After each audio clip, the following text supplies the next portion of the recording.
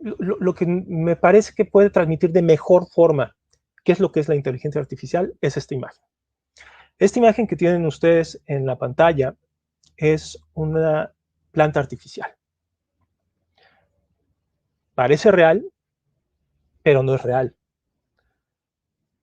Podrá tener ventajas, por supuesto, en cuestión de costos, sobre todo para aquellos que se nos mueren las plantas, aunque las reguemos, ¿no? Eh, Podrá durar sin mantenimiento mucho tiempo, pero también tiene limitaciones, no genera la fotosíntesis, por ejemplo, ¿no? Entonces, esta imagen creo que es una forma muy sencilla de transmitir lo que en realidad es la inteligencia artificial. Tal como lo mencionó Ricardo, la inteligencia artificial la vamos a entender en una acepción general como la forma en que una máquina, a través, en este caso, de un software, imita algunas de las actividades de los humanos. Pero es muy importante eso, es simplemente una imitación. Ahora, no por ser una imitación, está limitada a las capacidades que tiene el humano. Al contrario, las puede maximizar. Y por eso es muy difícil que un humano compita en algunos aspectos con la inteligencia artificial. O sea, si la inteligencia artificial puede hacer nuestro trabajo, tu trabajo, mi trabajo, lo va a hacer mejor. Eso es algo que tenemos de tener en mente, pero no es el todo, es solo un aspecto que hay que tener en mente. Y entonces por eso se empiezan a presentar toda esta serie de preocupaciones, de histerias en algún momento. Bueno, no sé si el término histeria es lo más adecuado, pero por lo menos sí esas sensaciones o sentimientos de que estamos expuestos ante una automatización que puede superarnos y puede complicarnos la vida más que facilitárnoslas.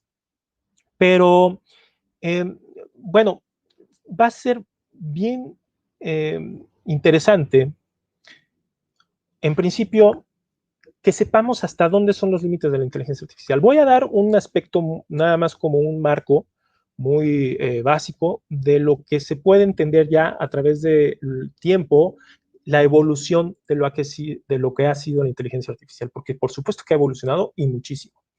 Entonces hay inteligencia artificial que ya reconocemos, como mencionaba Ricardo, en nuestros teléfonos, lo reconocemos incluso en los mailings, a lo mejor no lo percibimos cuando nos llegan los correos electrónicos o no lo percibimos, por ejemplo, cuando nos llegan respuestas automáticas. Ese grado de automatización se nos hace ya cotidiano y tal vez lo perdemos de vista porque está tan enfrente de nosotros que eso nos hace obvio.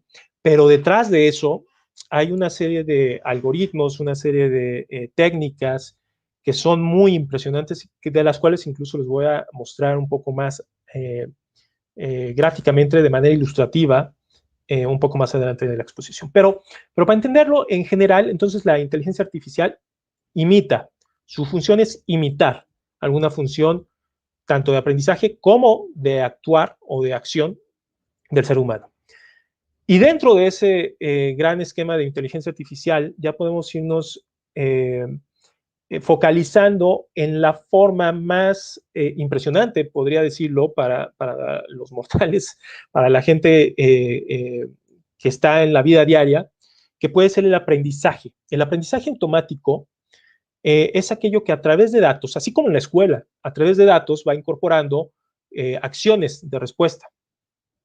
Entonces, conforme más datos tengamos, más acciones de respuesta podemos configurar. Una acción de respuesta puede ser si me pasa esto, o si me dicen esto, o si obtengo esto, yo voy a actuar de esta otra forma. ¿Sale? Pero hay todavía algo, todavía mucho más impresionante, que es lo que se conoce como el aprendizaje profundo, deep learning en inglés, pero que para hacerlo más claro, quiere decir que si nosotros aprendemos con muy pocos datos, imagínense qué pasaría si se aprende o si se incorporan muchos datos a nuestro proceso de aprendizaje. Eso nos lleva, obviamente, a tener no nada más un aprendizaje más acelerado, sino también una opción de un espectro de acciones posibles o de decisiones por tomar mucho más amplio. Entonces, Dentro de esta evolución, y para que nos quede claro en la próxima etapa de esta exposición, que ya estamos a punto de comenzar, es que nosotros podemos dividir. Una de las formas de clasificar la inteligencia artificial puede ser a través de la supervisión de ese aprendizaje.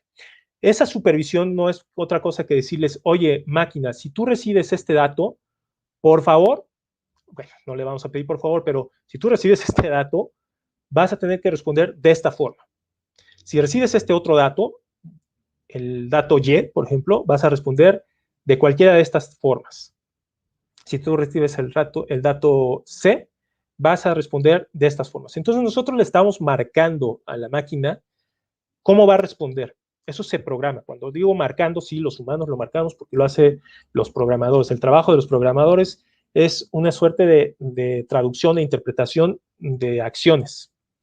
Por otro lado, está el lenguaje, o más bien el aprendizaje no supervisado. Es decir, cuando no le damos una respuesta concreta, ya no le decimos tú vas a reaccionar de esta forma, sino que la máquina, a final de cuentas, va a recibir un dato de entrada, lo que se conoce como input o dato de entrada, y la misma máquina va a inferir qué respuesta o output, dato de salida, va a dar. Estos dos conceptos son muy importantes, ¿sale? La supervisión y la no supervisión. Porque obviamente lo que nos va a facilitar todavía más nuestras actividades diarias es no estar supervisando a una máquina. Y la supervisión de una máquina, obviamente ya la expliqué, tiene que ver con marcarle el camino de respuesta, ¿no?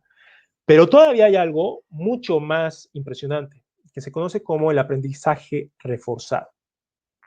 Y el aprendizaje reforzado ya ni siquiera le tenemos que decir en qué fijarse. Es decir, conforme se van presentando las situaciones o los datos, conforme van ingresando, la máquina es capaz de decidir en qué contexto se presentó ese dato y buscar la mejor respuesta, que se conoce como optimización, a ese dato o a ese problema, por decirlo en términos de datos, ¿no?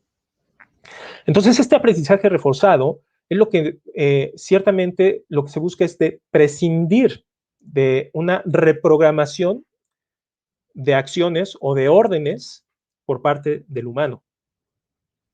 Y entonces ahí sí ya empezamos se empieza a formar como la carita de Terminator, ¿no? Por ejemplo, o sea, él ya no le preguntaba a los humanos, él hacía lo que se le hinchaba la gana. Bueno, ese es, digamos, una versión muy vulgar, por decirlo de alguna forma, de lo que se pretende llegar con estos avances de inteligencia artificial. La realidad es que estamos muy lejos de eso, pero el camino es muy claro. ¿Me explicó? El camino es buscar precisamente eso.